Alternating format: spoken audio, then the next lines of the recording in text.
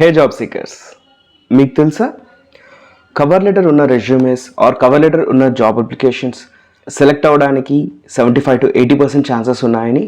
So బేసిక్గా cover letter అంటే ఏంటి, అసలు కవర్ లెటర్లో ఏముండాలి? So today we're gonna discuss on the same.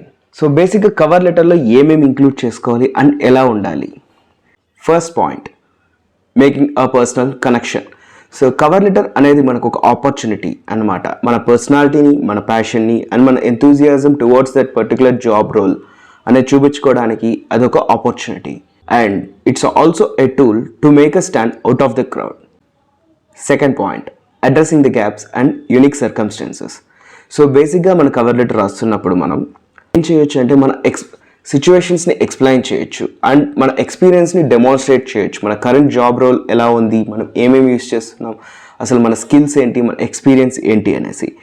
ఇది ఎలా హెల్ప్ అవుతుందంటే హైరింగ్ మేనేజర్కి apart from the bullet points మనం రెజ్యూమ్లో పెట్టింది కాకుండా ఇది ఒక క్లియర్ పిక్చర్ ఇస్తుంది అనమాట. ముందే మనం ఇలాగ పర్సనలైజ్డ్, కస్టమైజ్డ్ కంటెంట్ అండ్ మన యూనిక్ సర్కమ్స్టాన్సెస్ అండ్ ఎక్స్పీరియన్స్ని మెన్షన్ చేయడం వల్ల. Third point, tailoring your application.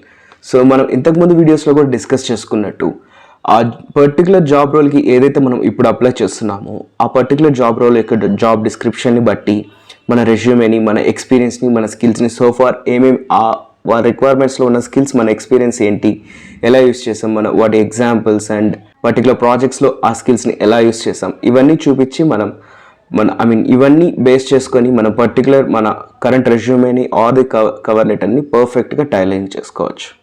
Fourth point, showcasing your communication skills.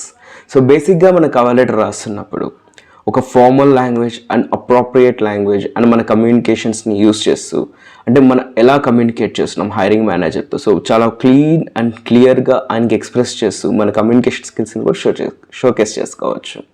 Fifth point, final tips and conclusion. బేసిక్గా మన కవర్ లెటర్ని కన్సైజ్డ్గా, ఫోకస్డ్గా పెట్టుకోండి, ఒక పేజ్లో ఫిట్ అయ్యేలాగా చూసుకోండి. సెకండ్ పాయింట్, కుదిరితే హైరింగ్ మేనేజర్ని కానీ రిక్రూటర్ని కానీ వాళ్ళ నేమ్తో అడ్రస్ చేయడానికి కవర్ లెటర్లో ట్రై చేయండి.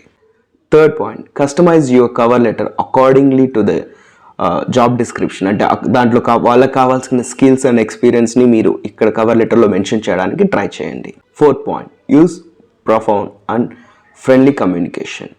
Fine tone of communication use చేయండి. అంటే ఇప్పుడు మీరు పెడుతున్న వర్డ్స్ కానీ ఏ ఫాంట్ యూస్ చేస్తే clean and clear fonts use చేయడం అండ్ క్లీన్ అండ్ క్లియర్గా మెన్షన్ చేయడం, not using more complicated words. అంటే మీ ఎక్స్పీరియన్స్ని ఈజీగా hiring manager or the recruiter అర్థం చేసుకోవడానికి ఈజీగా ఉన్న లాంగ్వేజ్ అండ్ టోన్లోనే కవర్ లెటర్ని ఉంచడానికి ట్రై చేయండి. Hope this information was helpful to you. మీకు మన ఛానల్లోని కంటెంట్ బాగా నచ్చినట్లయితే please do like, share, comment and subscribers. This is your Sriteja Krishna signing off until the next video. Thank you. Have a nice day.